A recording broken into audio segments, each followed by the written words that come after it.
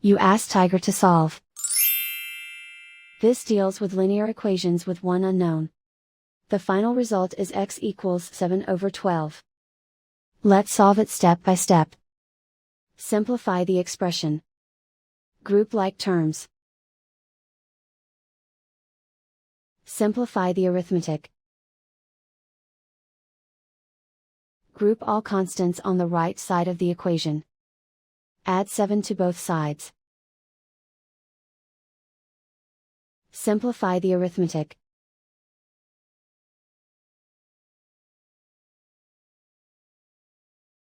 Isolate the x. Divide both sides by 12. Simplify the fraction.